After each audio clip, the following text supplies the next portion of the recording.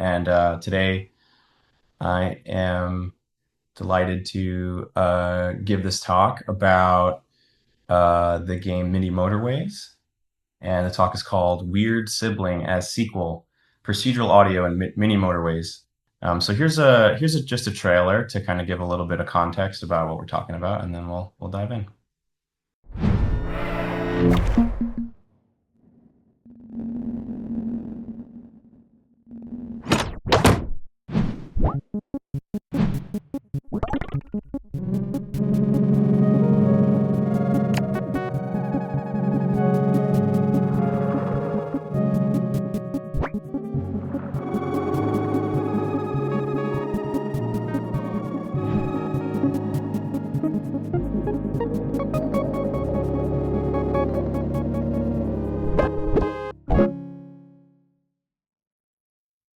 All right. So what is it? So Mini Motorways is like a plate spinning slash Zen slash hair pulling urban planning game. And the reason that I kind of describe it that way is because it has components of it that make the game somewhat meditative to play, but then also the game kind of has a way of nudging you and getting you to kind of scramble to figure out problems. And maybe so this is the sequel. The first game might be a little more zen, actually. This one might be a little more of the hair pulling variety. But it has a very unique audio experience, full of rhythmic and harmonic trickery. The entire soundscape for the game was created procedurally using code, and that's exceptionally rare in commercial games. And really, this project came out of the prior project in the series, which I'll mention here and there. So that was the reason that I had the opportunity to even have the the be given the freedom to even try to do something so crazy, because we had already done it before. Um, so the primary goals with this project is essentially to create an audio concept for this type of simulation where you're building out these complex road networks, basically. Create a concept that builds upon and remixes an existing framework that we had from the previous game.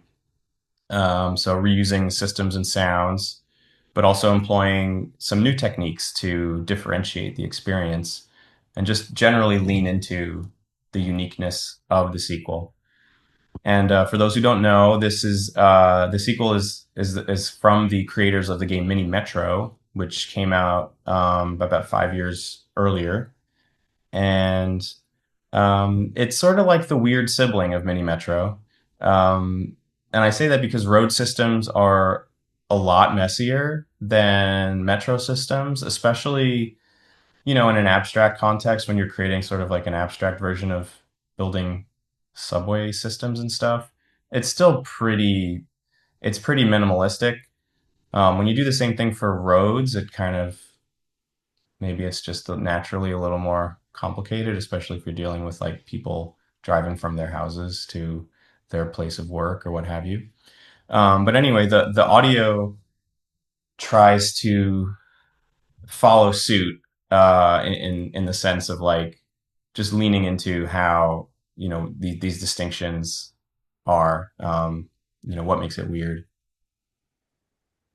And over the course of two games, we sort of developed this mini quote unquote aesthetic, um, which generally speaking tries to tone down the stress of the gameplay.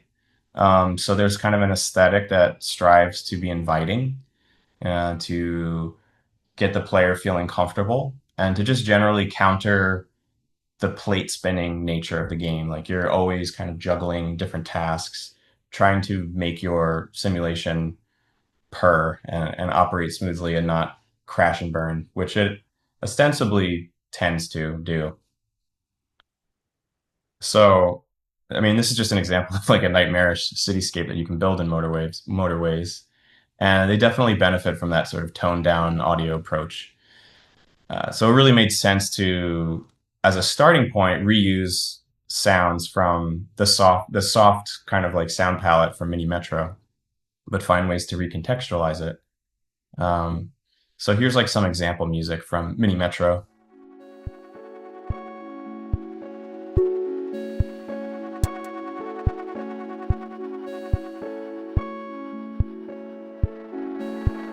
So it's pretty mellow, and a lot of those sounds got reused in Motorways. And so, going into early process, just as I did on the previous game, I just said, let me get some footage and let me just start trying to score to it, um, and see what happens. So it started with like, what if each car engine was a tonal sound? And then the combination of all these cars moving around the simulation can create this like harmonic soundscape. I think you can tell that like this is a little bit sluggish, perhaps, as a feeling, but I was intrigued enough to prototype this kind of idea in code. And what I discovered in those early days of this project was when the road system was really flush with cars, it could get super abstract and overwhelming. I mean, just imagine, like hundreds of tones. Not that they were all different pitches necessarily, but still there was just something about it, and it was also wasn't the most cost effective from a performance standpoint to have so many sounds playing. um, I explored using just intonation to kind of make things sing a little bit more, but ultimately what I found is that there was kind of like a dissonance to it. It almost reminded me of like drone music or drone metal or something. And so at that time I kind of just decided didn't feel like the right direction. I think in hindsight, I probably could have made it work, if I had really leaned into like the other elements and interactions in the game, like the traffic lights, honking horns, the UI, like the UI kind of elements, um, using those to kind of create landmarks and like percussive moments. Maybe it could have worked, but that's just not how things played out. Um, I also took time to try to conceptualize the macro scale. This is probably a bit obtuse to look at, but basically, I was, it's an early exploration of what the different structural stages of gameplay in a city might be. Basically, thinking of it as a three-act structure to match the growth of the city. So you have this sort of like early pre-growth stage where you have one destination and a couple of houses that are trying to get to this one destination. And so, this could feel one way, and then you have this kind of the mid phase where the city is growing, and then you have this sort of like end phase where the city is not really going to grow much more. It's pretty busy and it's pretty full. Um, and so in early play testing, I could already feel that there was this kind of structural arc happening in the gameplay, and so it posed questions like, how long should the music feel introductory for? When should it develop, and when should it ultimately reach an apex? And so I think from an early stage, it was clear that the gameplay could serve as like a conductor. In that way, just doing a lot of the work of dictating how things evolve, and then just figuring out, okay, which gameplay conditions do we need to tie into, in order to figure out how to map things. And I just generally like sketching diagrams like this in the beginning of a project, especially something that's a little bit technical. I like to approach things from a couple of different angles, but also, it can be hard to know when to stop. Case in point, here's another one. I mean, don't try to make too much sense of this, but just to show that like early on, I'm kind of scribbling things out, trying to understand the probability space of the gameplay and like how that's going to inform the audio. I love the idea of like a mini setting that's full of moving parts and minor details, like both Mini Motorways and Mini Metro have. And so this is just me like trying to figure out, is there an underlying musical structure in this that I can tap into? Um, yeah. So here's another prototype. Um, this is closer to what I eventually settled on. It's also closer to what Mini Metro is like, but it's definitely less of a one-to-one relationship between musical sounds and gameplay elements. But it still has a pulsing musical backbone. Um, it has engines that can kind of have rhythmic components. Um, Although in the case of Motorways, we kind of went with something a little more sound design focused.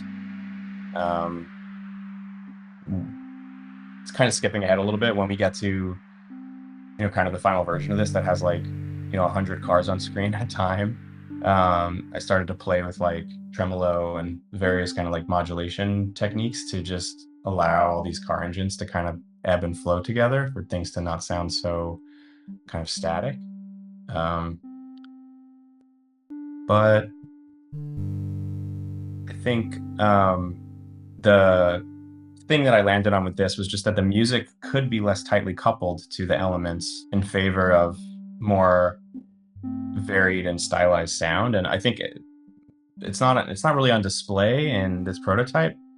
But because there's a lack of strong coupling between the music and like like the moment to moment kind of interactions, that informed the direction that things moved into, which was more of a um, exploration of how can I make this music interesting for music's sake, as opposed to how can I like respond to every little thing that's happening in the game.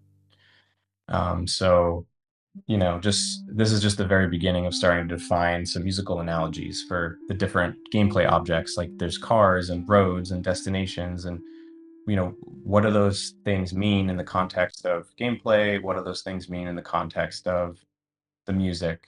How do they inform how the music sounds and how it evolves over time?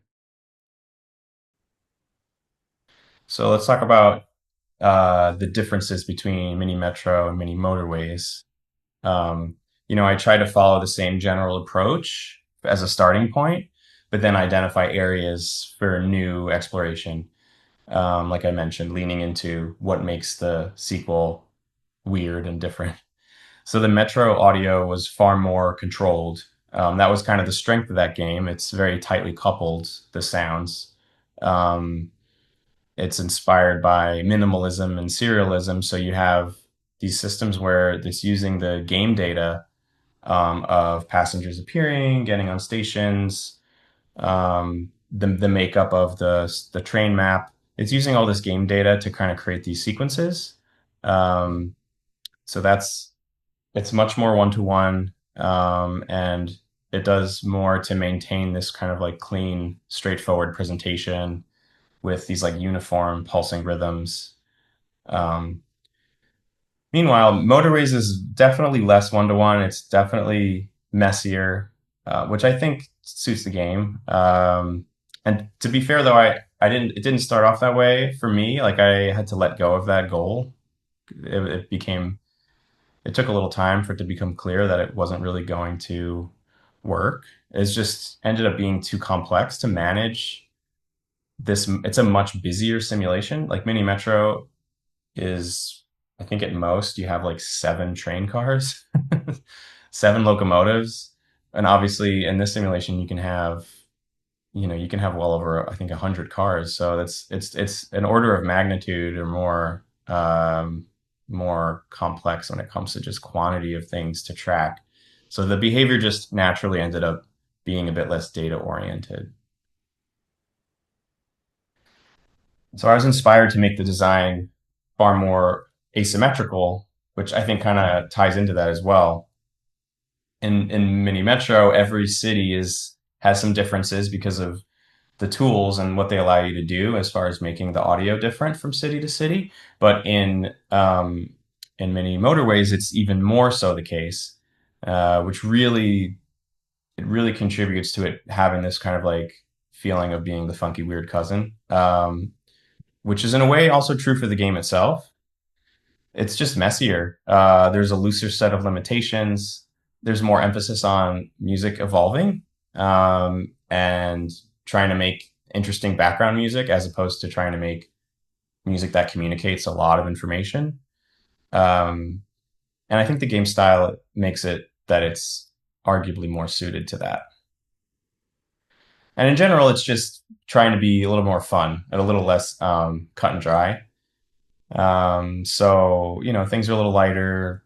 There's when there's traffic, the cars honk, and the honks are slightly out of tune with the music. They're in tune, but not completely. Um, at night, you get these like funky key changes. There's copious amounts of pitch bending happening. Um, all this kind of stuff. And I think further to that, it also made development more challenging. Figuring out, okay, how do I rein in all this variety and complexity, or did I even rein in the complexity? And just finding a cohesive sound from city to city, as an example, was not always super easy. But we didn't start from zero with the tech, and we had more of it, and it was generally speaking better. Just building upon those techniques and tools from the previous game, just diving deeper into real-time effects, procedurally generated harmony and rhythm, which we'll talk about a little bit more. Um, but also there were probably no, not probably, definitely more bugs. And it's a delicate balance when you're kind of just I mean it's creative coding basically. It's you're just building stuff as you go. But I mean, the Wild West kind of nature of dev made it very fun at times, for sure. Okay, so let's talk about decoupled music. Musicality in mini motorways, unlike Metro, is mainly just it's created apart from the traffic. I mean, it listens to the traffic a little bit, but it's nowhere near as dialed in. So in a city, the music when you start the level, it starts more ambient until cars start driving. Um, and slowly pads give way to pulsing tones, at which are and it's all tied to the game's scheduling system that sends cars to destinations. The destinations actually request the cars, which is a little strange and counterintuitive, but essentially, the more requests there are for cars, for people like, hey, I need you to leave your house and get in your car and come to my building. The more of those there are, the busier the city gets, and therefore the less ambient the music gets. So there's this kind of ambient mode, which just naturally ends as the city grows because it's directly tied into the number of requests that are currently open. And so musical sequences are tied to different colored groups of vehicles and buildings. So every level has some number of different colored groups of destinations, houses, and cars. I think it's usually anywhere from like 4 to 6, um, roughly speaking. And then each of these groups, they have their own sequences, which are comprised of creative elements like pitch and rhythm, and then also game state data that's pulled from game state, things like panning and volume, which for the most part are just tied to like the position on screen. But these sequences evolve during gameplay in different ways uh, as you progress and as the procedurally generating harmony system does its thing. Um, uh, Mini Metro relied on. Sorry, I meant to do that. Yeah, it's the different colors. Mini Metro relied on its vehicles to generate music, but there are only 7 train lines at most in that game, whereas obviously Motorways has a lot of cars, so it needed a different solution. And this kind of ties into that too. Um, Less responsive, more musical. So both games have sequenced music-oriented sound, but the types of sounds that are not directly tied to the player interacting with the game, those can be delayed for the sake of making things more musical. A great example would be car horns. Those can happen on beat because they're just a part of the simulation. And outside of me there is no such thing as a car horn. Like it's completely an audio feature. Um, so things like that, you can delay those to put them on beat. You quantize them, make them musical.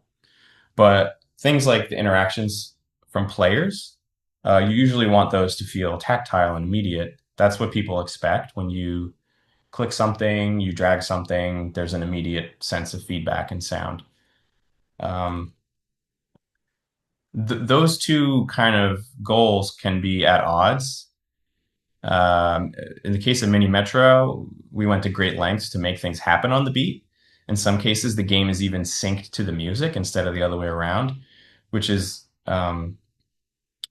has a lot of pitfalls doing things that way. Motorways, for the most part, sidesteps these concerns. The game just has a messier, more detached feeling, and in most cases, like I said, getting gameplay to sync to the audio is just it's very complicated, resource intensive, and we sort of vowed not to try to do that again unless it was absolutely necessary. And so we really just leaned into the musicality and the sort of like messy detachedness of the game. I think allowed us to get away with that more and not have to try so hard to make everything be so responsive and just kind of let this sort of crazy hive thing that you build just kind of have its own organic kind of feel to it. Um, but getting back to the musicality thing, I mean, there are things like drawing roads. I mean, those happen on this grid, which I'll play a video of. Um, and so, like, quantizing those sounds seem to work conceptually, which gives it kind of like a chunky kind of feel, but also the quantization is it's happening in time with the music. So here's a video of that real quick.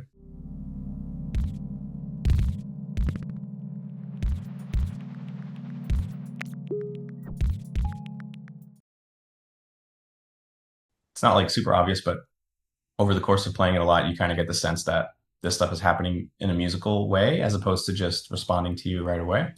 So we tried to lean into those when we could. But there are always cases where it's not going to feel quite right and you have to bite the bullet. So one example is dragging the motorways around. It has this sort of like, I'm going to play that again. Um, let's see. Oops. Go back. It has this sort of like, it has these like physics and, in cases like this, they were, just try to find some simple ways to help them feel like they're part of the soundscape, giving them like a musical pitch when you drag and release, that kind of thing. Seems to take it pretty far. Okay, I want to talk about getting rid of training wheels. So this is all about the loadout system that we had in Mini Metro. Basically, we had this whole system that used JSON to build unique presets for each city. So basically, there are these text files that had a bunch of instructions in them to say, okay, if we're in the city of Cairo, we want this music, these rhythms. If we're in New York City, we want different, different chords, different rhythms, etc. And this system worked pretty well for Metro, but it is somewhat limited as terms of the rule set for what you can do. And it was great for onboarding other composers to design levels. And I actually did a whole workshop on that, the Mini Metro toolkit, workshop toolkit, where I go into a lot of detail about it. But the system worked, but it limited the choices that you could make because it's all hard coded. And, these are games that get updated a couple times a year. And there were times where, I wanted to add some custom behavior for a content update, but changing the rule set starts to feel a little contrived when you have to do it, or you try to do it every time. Um, so on Motorways, I just did away with this, and moved on to something more extensible. Basically, Motorways has its own C# subclass plus a large library of callbacks and overridable properties. So it's far more customizable from city to city. And this is just some example code. This is an entire class for one city, Beijing, where, because there's such a robust library of things, you can kind of code out these entire levels pretty quickly, and then just kind of get into the details and tweak. And it really allowed me to iterate on also it allowed me to iterate on the design of the system while I was designing the cities, which was really helpful, not just during development, but also beyond release, like for future content updates. It allowed me to add new features to new cities, which is pretty cool. Um, so it's just far less confined in general. Um, and I think, in my opinion, the Metro loadout scheme that we had in that game, it was a little over-engineered. Uh, I tried to kind of codify it while I was building, and it created some problems at the end. But it also suited the game in the sense that it was more of an on rails kind of experience. It's a little more structured. And I guess on rails is a pun for trains. So there you go. But yeah, every city has different experiments. Over the course of a week in Dar es Salaam, the drums get groovier. If you're in Mexico City, over the course of a week, the samples reverse more and more each day. In some cities, the music reacts to you when you connect roads, and others it reacts to nighttime or weekends or how much progression you've made. In some cities, music doesn't pay much attention to you at all. It just has itself a bit of a jam on its own. And then when it comes to harmony, cities like Los Angeles, they only use major, but they omit Locrian and Phrygian. Meanwhile, a city like Moscow uses the entire database that I created for the game. So this opening like had a huge impact on the style of the game's sound and just kind of the flexibility of things that I could do. To be fair, it also increased the complexity of the city design, but and in theory, it's more prone to bugs, unintended behaviors. But it's been about 6 years since the game came out, and we haven't had many problems with it. So I would chalk that up and say it's been a success. Sometimes I'd even like stumble on design and wonder if it would have been better to use across the entire game. Um, but practically speaking, I wouldn't do it because it's kind of I think it's not the smartest thing to do, especially after the games come out, to start trying to rewrite features. But this approach gives you that chance to kind of like play and explore. Well, what if things worked this way? What if they worked a little bit different? And so it has kept development of on the game fresh, um, and I think it also just makes the experience of the levels a little bit more interesting, going from level to level. So yeah, we're basically taking off the training wheels and kind of turning them in for this crazy free for all. But because, like I said, we release new maps every year, the extensibility felt like a super important feature, keeping things fresh for everybody. Okay, engine improvements. There are quite a few on this game.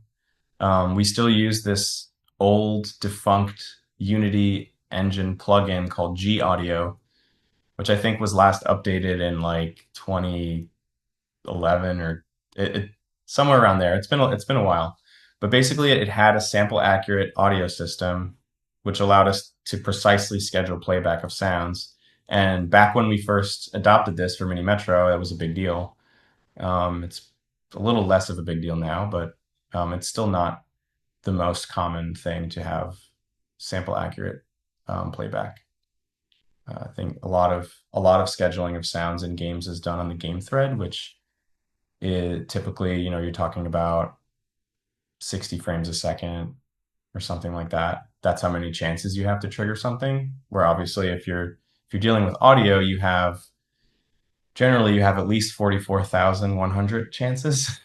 So it's definitely they're far more precise when it comes to the timing of things. Um, Attenuation. It's revolutionary. It's kind of a joke because attenuation is one of the most fundamental things that you have in audio and games, especially when you're dealing with 3D games. You want sounds to get louder when if they're attached to a 3D character, an object. You want them to get louder when you get close to them, and you want them to get softer when you move away from them. But Mini Metro only needed attenuation for the main menu because that was the only place in the game where objects actually move off screen. The trains would leave the screen. But in Motorways, you can zoom into parts of your city, especially on mobile devices when you're playing there. And so we needed a proper attenuation system to handle things going off screen. And then it became even more important when, for a content update, we started adding trains to cities. And the trains are always coming and going. So here's a video of the attenuation in action, just real quick.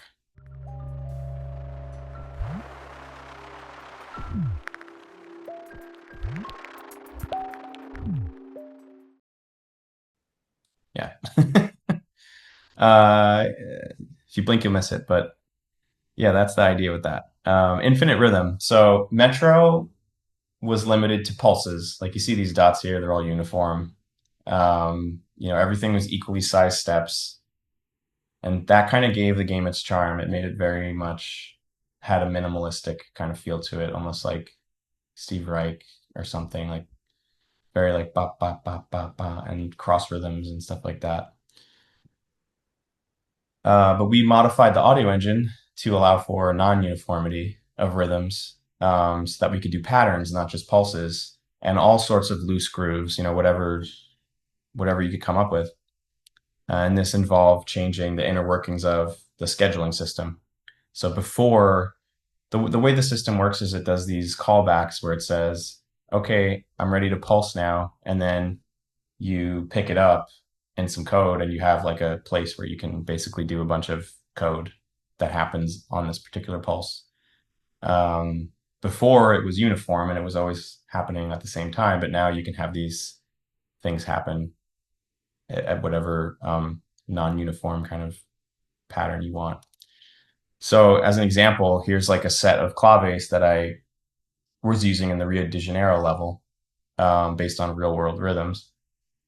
And then I ended up using these in some other cities as well.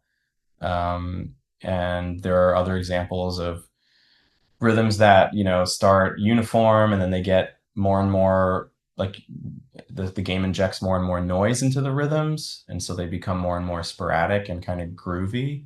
Really, the sky is the limit. It's whatever you can, whatever you can come up with that seems interesting. Yeah. So the next thing would be digital signal processing, um, specifically effects that are done at the audio rate. So that'd be like, for instance, if the sample rate is 44.1K, then it'd be 44,100 times or 48,000 times a second. And the distinction is important for games, especially because you can mimic some audio effects on the game thread. Like you could do volume fading on the game thread and you can kind of get away with it. But there's a lot of other things that you can't really get away with because it'll just sound choppy. Like it's not a high enough rate of change. So more custom DSP is what we created. We already had volume envelopes, so we could do like attack and decay on sounds, like soft entrances and exits of sound effects. But we also added native support for vibrato, just like pitch modulation, tremolo, volume modulation. We use tremolo to create more variety in the car engines. The early game music uses tremolo to kind of create this ebb and flow, kind of whooshing kind of effects. And then portamento, which is basically, pitch gliding from one note to the next. And all three of these effects are used in city progression.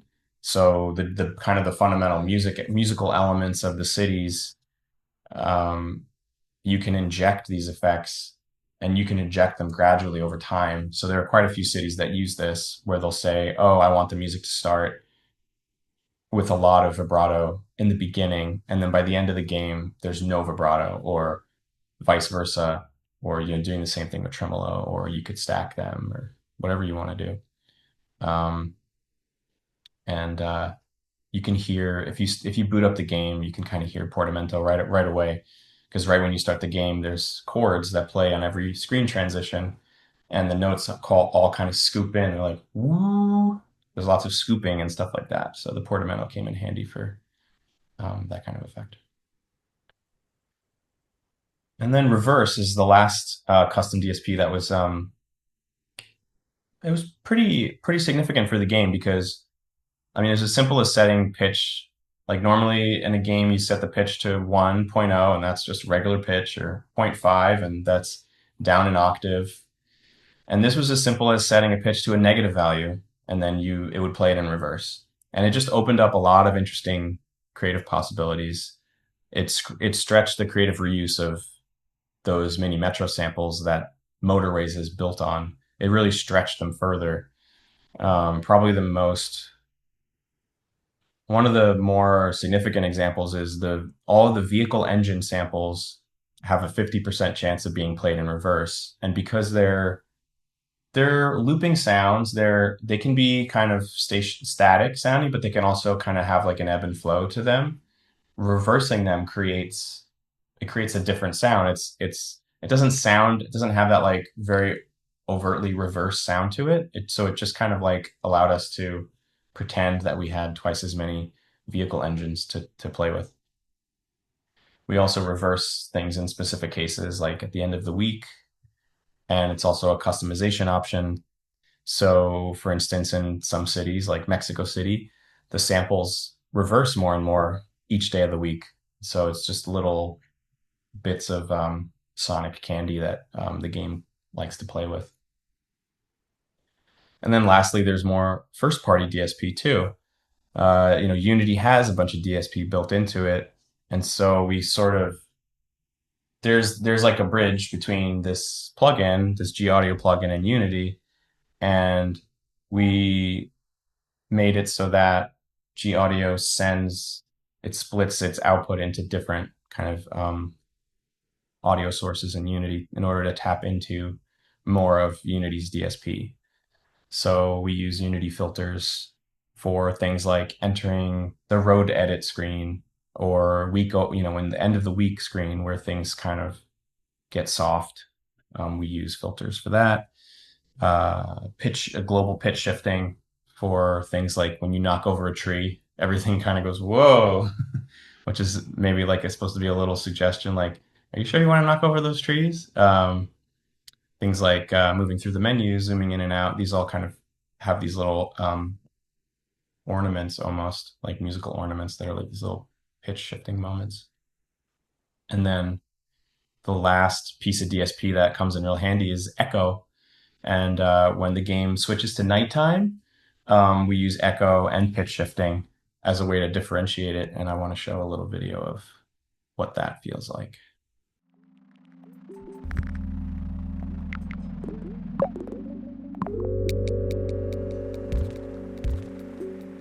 So you can hear everything goes up in pitch. Everything has a lot of the interaction sounds have a bit of delay to them, like bum, bum.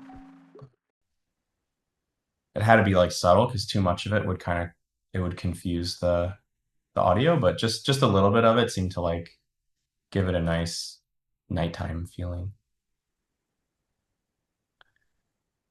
Okay, another area where the game is expanded from the previous is that the game has more percussion.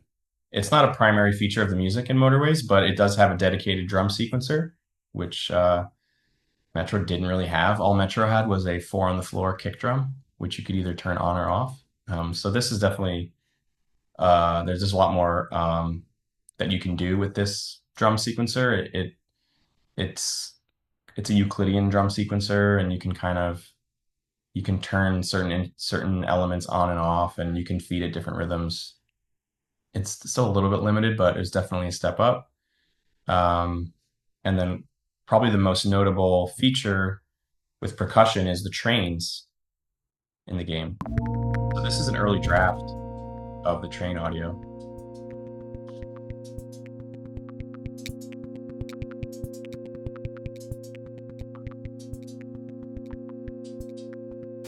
an unused concept for Mini Metro where the trains would be drum sequencers and the tempo or the kind of the rhythmic subdivision of the train is tied to the train's speed.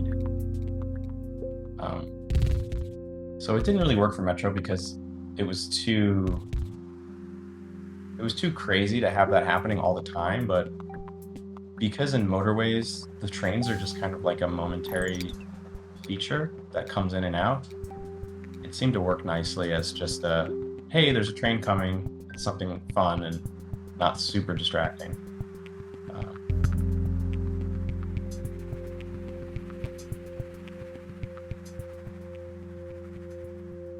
yeah. Okay, so let's talk about harmony. This is probably the biggest feature that I tried to do for this game. So in Metro, each city used a shifting window of notes from a sequence of written out notes, like I showed in the JSON loadout screenshot. So if you had four train lines, you'd have, say, these four notes, one assigned to each train line, and then as things progress, it shifts the window forward to these four notes, and then as it progresses, it shifts here and so on. And that's the general idea of how the harmony worked in Mini Metro. But in Mini Motorways, each city has a bucket of chords and properties instead that are selected up front and then handled automatically by the system. So let's say we start the system in D Dorian, and you can tell it, find a new chord with four common tones. And it's going to pull a random chord scale from a preset list that's available to that city. So let's say it pulls B melodic minor, the ascending scale. And then it's going to look at these scales against each other, and it's going to say, there's three common tones, and that's not enough common tones. So we're not going to use it. So we'll look again, and we'll basically just keep trying until we find something or until the system times out. So here's another one. This should work because this has four common tones. So that should work. And yeah, I lovingly call this algorithm the common tone chord network, trademark pending. Just kidding. So the harmonic choices are made from a defined list of qualities, and a quality is essentially comprised of a scale and a set of one or more relative keys. Now, these can be taken from a database that the game has, or they're bespoke to a level, like saying you can actually make them on the fly for that level. And in hindsight, creating a default database might have been overkill because I'd put a lot of time into it, and the database has hundreds of qualities, scales, and things in it. But it did help with just generally exploring the system and seeing what it was capable of and what its pitfalls were. Um, the other things that equality has is it can have one or more mode. Actually, it can have no modes, but it can have modes and voicing information about how to spell things out. And those two go together in the sense that the modes are primarily used for voicing. Because if you're shifting from, C Ionian to D Dorian, it's the same notes. What really matters is what's the root note. So there's like a bass part that's differentiated in the system, and so that will use different samples, and it'll be lower, obviously. And the low range of voicing for these qualities tends to be just roots and octaves to create more space down there to prevent muddiness. Um, and then that availability of low voices is customizable depending on which quality you have or what you build out. So you can have, you could have the low voicing be the very lowest note and then, an octave up and a fifth up above that, or you could have no fifths. You could really do what you want. It's all just aesthetic. Um, and then as far as how I thought about these qualities while I was building it, I kind of thought of them in a couple of different ways. By default, these qualities don't have a key. Um, for instance, you could have all the major modes, but without keys. And if that's the case, these modes are in parallel. So if the game is in the key of C, then you have C Ionian, C Dorian, C Phrygian. They're all just parallel. They're not. It's not a regular, you know, set of major modes. And then in that case, picking a new chord is never going to change the music's perceived key. So that's one possibility. And then there's keyful qualities, which are when all the scales in the quality have specific keys associated with them. So this would be more what you would expect, like traditionally. But there's no limit on how many scales you can have in this quality. You could have C and C and C sharp major. You could have all 12 or just a few. It's really up to you and what your intention is with as far as how the common tone chord network, how you want it to move around. You could also just have a single scale, no modes, but on all 12 keys. Like say you have just Dorian, but you have Dorian in every key. Internally we would call this a chromatic quality. And then getting really goofy, you could build chromodal qualities, which is just a silly way of saying a container that has a scale represented in every key, but it also has all its modes in every key. And that's 84 scales in total. Um, so you can see, this is like a very flexible system for creating what kind of harmony you want a system to have. And it really just depends on what you're trying to do. Like, are you trying to create a musical experience that's confined, that's, largely diatonic as an example, or maybe just plays a little bit with some modal interchange or different keys? Or do you want it to be, let's just say we want this many common tones and give it every every possibility and see where it ends up, and it'll make some really interesting harmonic choices. So those are just a few examples, and it'll move to a new tonality for you when you ask it to, and that could be in the same quality or not. That really depends on how many qualities you give it. Um, I just added an asterisk up there, and the caveat is that this system can time out because of the way it's designed. It's designed to find something with a specific number of common tones, and if you don't give it enough qualities and chord scales, enough scales with enough common tones, it might not find one that you're trying to get. And it's always due to human error that would happen. It just means that the options aren't sufficiently compatible with what you're trying to ask it to do, but it does have a fail safe. It stops trying after 100 attempts, which happens pretty quickly in code. And it usually just means there's no suitable choice. And the system will still work in that case. It just reverts to the chord that you're using. It might even snap out of it if some other event happens, like a transposition in the game.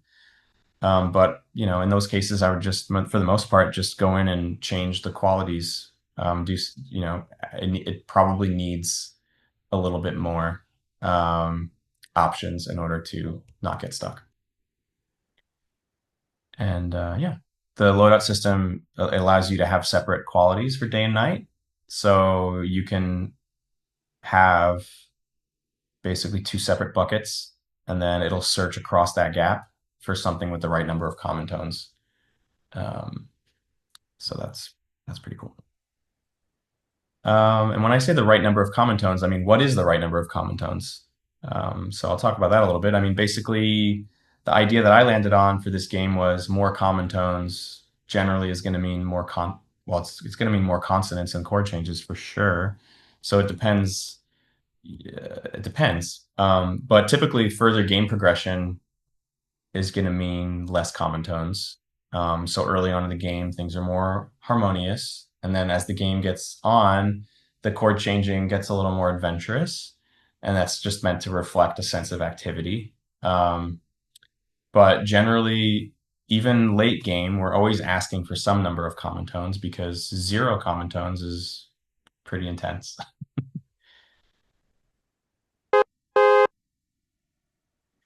Okay, let's talk about car horns. So in game, these are slightly detuned to denote a lack of desirability.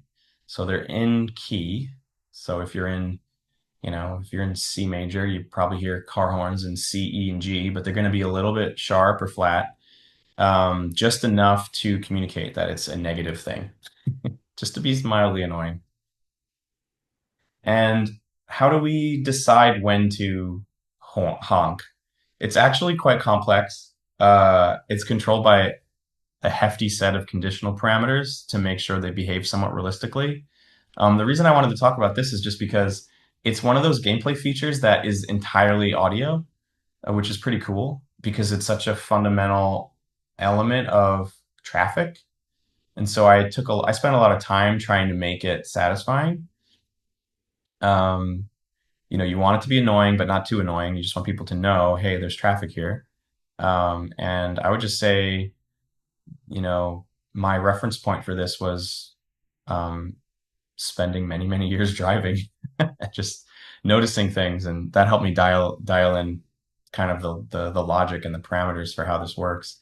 So basically, each driver has their own generosity score, like how generous they are, how likely they are to not honk at you, and there's a bit of randomness to it, to make each driver have a little bit different of a personality by default, but it's also based on circumstance. I mean, it includes things like how likely they are to be forgiving about um, uh, tailgating. You know, how long they are comfortable waiting at a red light. You know, concerns about how far they are from home, like all these kind of things play into whether or not a car should be honking. And then some cities have special horns. In LA, the car horn occasionally plays this, which of course is La Cucaracha, which is a horn that you hear in LA, just like in real life, but not like real life. The car horns transpose with the game's music. So yes, I recorded La Cucaracha in all 12 keys. So that was fun. Okay. So in Mini Metro, individual trains were important. Let's talk about the big distinctions with motorways. Number one, in motorways, individual cars are not important. They don't matter. And so we needed a more macro image, in order to figure out what would be successful as far as a treatment. And as far as playing the game, the absence of discrete sounds is what denotes success. So if there's no cars honking, there's no warnings ticking away, um, you know, just the sound of lots of cars moving fluidly, that is success. And if you've ever been in a building or a home it's next to a highway.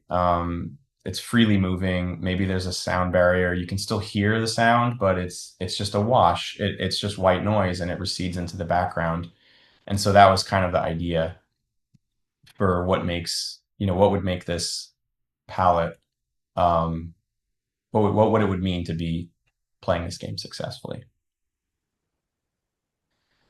So overall, I'm quite happy with how this project turned out, but to be fair, the complexity was quite high, and certain features were not as successful as they could have been. And so I want to talk about some of those. Rhythm is the first one that comes to mind. I spent a lot of time working on the rhythm and trying to implement a better system than what we had before, and just try to figure out new ways to use rhythm. But at the end of the day, I don't think the game takes full advantage of this. I mean, there are drums, and the destination groups have rhythm, which is kind of like the sequences that you hear as the sound kind of pings around. Basically, if you see these destinations they have the what do you call these things? The pins on them. I mean, each one of those basically gets a pulse. So that's kind of how the music kind of bounces around. That all uses rhythms, but I found in practice I struggle to make rhythm an essential part of the design, and I think that's an area that I could have been stronger. And then Harmony is the other system that I spent a lot of time on. And when it works, it's really cool. It's really interesting. But the rule set, it also leaves it prone to dissonance at times. Sometimes you get these really surprising chord changes because there's certain limitations to, say voice leading. Like the system doesn't really know about voice leading. Um, so you do get some crunchy stuff from time to time. That's definitely one of the, if I could do it over, that's one of the things that I might spend more time trying to figure out. There's also a sophisticated sequencing system in this game for sequencing notes, uh, rhythm and pitch for the different destination groups, and or yeah, basically just how the music is handled, pulsing and bouncing around the screen. And the cities can all handle the sequencing differently. You can have the sequences move forward, backward, can randomly move through, ping pong, all these kind of things. But in hindsight, I don't think any of that is very noticeable. And so that was just one of these things that where you have an idea, you think it's cool, you build it. It's not detracting from the experience, but it's not a real like noticeable thing, so it kind of just stays. Um, but when critiquing these shortfalls, I think they can be summed up into these two ideas for the most part. The first is just complexity. Uh, on Mini Metro, I was working more closely with the developer, whereas Motorways was more of a silo experience. I did have help building out key features and things like DSP, but the being so siloed, I think, led to quite a lot of tinkering. It led to a lot of interesting breakthroughs, but at times, I think it introduced unneeded complexity into the design and a tendency to over-engineer. Um, I shudder to think what it would have been like to try to make this game 5 years earlier when I worked on Mini Metro, because that was my first commercial project where I was doing coding. So I definitely had more chops by this point, but still think I got myself into a little bit of trouble here and there. I think I just could have used more of a check against some of my tendencies. And then the other thing is just possibility space, which I think is a double-edged sword. When designing audio for new cities in the game, that possibility space size allows for a lot of creativity, but it's also really easy to get lost in all of that. Um, Keeping track of similarities and differences across 24 cities was pretty tough. I had to write notes to understand, like, okay, this city's doing this city's doing that. How am I exploiting all the features that we have? Am I repeating things too much? Are these things too different? Um, that was a challenge. I think the game is fortunate that it has some pretty strong systems that give the game a certain feel. But you know, a lot of the distinctions that you can have are not always meaningful. Some are. I think the custom horns is a great example of kind of being in that sweet spot of variability from level to level. But others like sequencing could sometimes come across as too subtle. I will say that like having drums was pretty helpful because you can do a lot with drum progression. But at the same time, there's only three drum sounds in the game. So, I mean, sometimes there were choices that were made to try to make things more cohesive.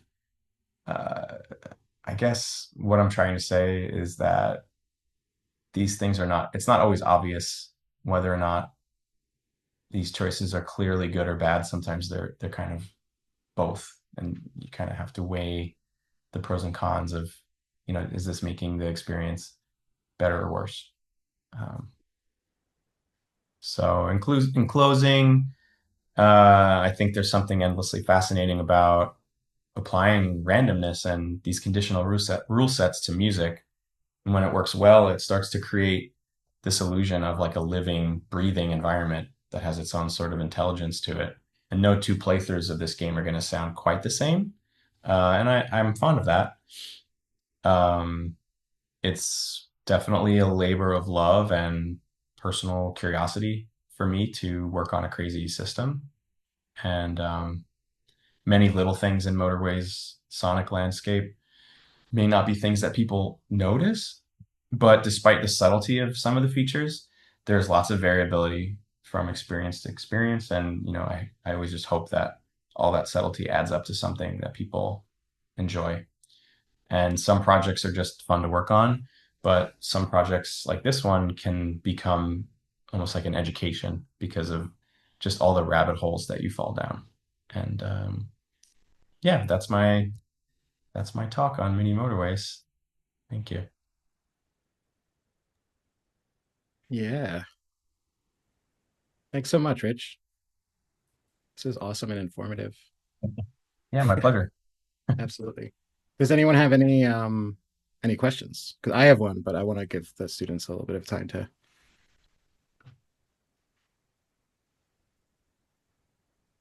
I'm happy to throw mine out first. um, I'm just curious how it ended up. Like so you said you did one with no common tones. Was that like an experiment that you ran? Was just letting it run itself without just with free association kind of? Yeah, it was really interesting, but it was wild and very hard Yeah. to control. And it just sounded, I mean, depending on what chords you give it, it can actually be because it's all based on what's available and what chord, you limit the amount of chords that are available to it. Sometimes finding a chord with no common tones is actually really hard. Mm. So that's Oh one yeah. concern. Like you actually have to populate the list of qualities and scales with options that it can actually find. So if you're doing no common tones, you probably need to have a lot of qualities in there in order for it to find something. That's Yeah. one caveat. And the other caveat is just the way it sounds. Like the game is meant to feel somewhat calm. It's supposed to be calming. Well, the audio is supposed to be calming to counteract the craziness of the game. So having, if you're like jumping tritones every Every like few 30 20 seconds. seconds. It might Yeah. be it's a little harsh maybe.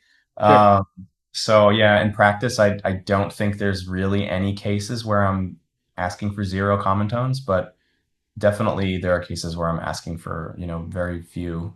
But that tends to be late game. But I mean, that might be a good challenge for another level. See if I can Well, figure out. sure, that when you want to add the complexity to it and cause a little bit of chaos in the person's mind. I get it. Yeah, Yeah. exactly. Totally. Cool. Any other questions? I have a question for you, Rich. Hmm.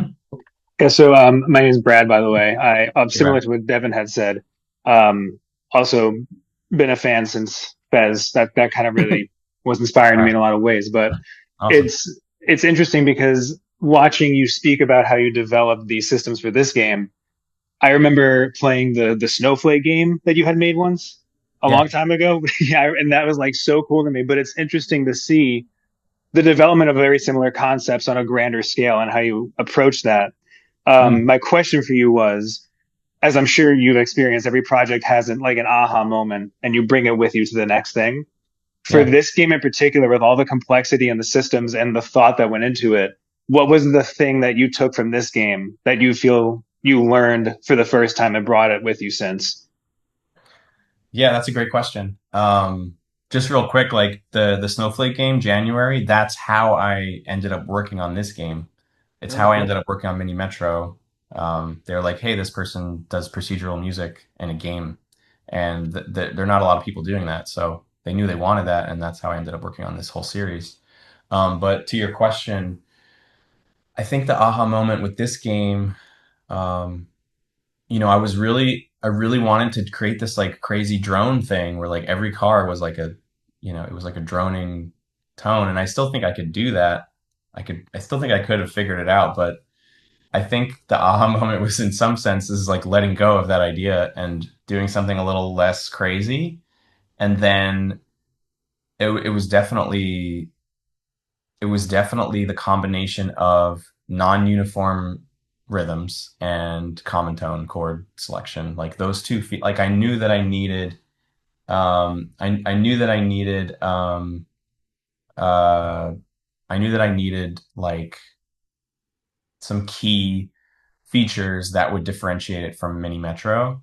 And once I found those two things, like those seemed like they were beefy enough that it would make the game's kind of sound palette stand out. And then everything else is kind of like secondary to that. As far as like what I took with me, like going forward, I think that there's a lot of complexity in this game for a long time I had this kind of notion of like feature creep by design, where basically, feature creep is this thing that's taught in game design, like where you don't want feature creep because it just balloons the scope of the project, especially late in the development. But I had such an exploratory style of just like, I don't know what I'm doing. I'm just kind of trying stuff and seeing what works and what doesn't work, that I kind of like championed this idea of feature creep on purpose. But I think that I was able to the ability to do that was kind of like a luxury that I had as like a, you know, like a, I think at the time, what was I like in my early 30s, like with no, no familial obligations. I could just spend all day like noodling on this thing. But, as I've gotten a little older and have more responsibilities, like things have to happen a little bit more efficiently in my own life. And I see the value in also like being more efficient at like going down certain paths. Not to say that I wouldn't like, bake in time to explore these kind of things, but just that I would bake in the time. Like it would be a little bit more planned. So I think that's one of the things that I take away from this game is just like having a little bit more of a plan, and even like allowing myself to still have a free form approach, but like with a little bit more of a plan while I'm doing it. Awesome. Thank you, Rich. Yeah, no problem. Hi, Amanda. You good? Hello. Um, Also, I definitely relate to that last part that you said, familial obligations and such, necessitating a little less playtime, a little more efficiency. Um, Yeah. but I had a question for you about where was the line between the music and the sound design, or was there a line between the music and the sound design? Because some of the things you were talking about, UI type things, uh, would probably be considered more sound design than a music thing for the most part, but it kind of sounds like it was all together. Yeah.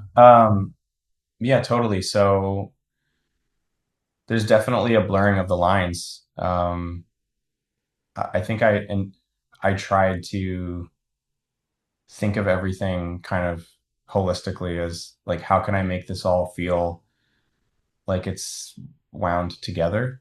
Um, and try that first. And then if it doesn't work, then maybe I'll just fall back on a more traditional approach to a particular sound effect. But in general, I pretty much tried to make everything musical in some way. Um, I think it's a tricky thing. Like sometimes it doesn't work because sometimes it can feel a little like, um, it can feel a little ham-fisted or like forced to make things musical. So, um, I really just tried to rely on feeling and like I guess an example would be like the menu like has all these hover sounds that were, like I wanted to prioritize tactility first. Like you want UI to feel tactile.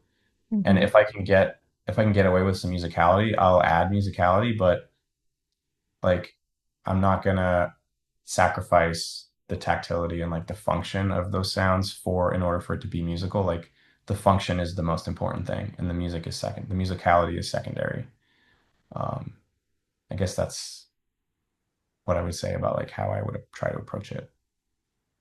Gotcha. So then, earlier when you were talking about the UI sounds, you didn't really try to get those on a beat, right? So how did you bridge the gap between did you just let those happen instantaneously and not worry about how they fit into the music? I'm sorry, could you repeat that again? I'm sorry. Yeah, yeah. So for something like the UI sounds, like the hover sounds or the click sounds, were those not tied to the tempo of the music in any way? Were those just happening instantaneously as Right. the player? Okay, gotcha. Right. So that's like one of the things I talked about was like this sort of like dichotomy between like responsiveness and musicality. And that's like an example where I kind of had my cake and ate it too.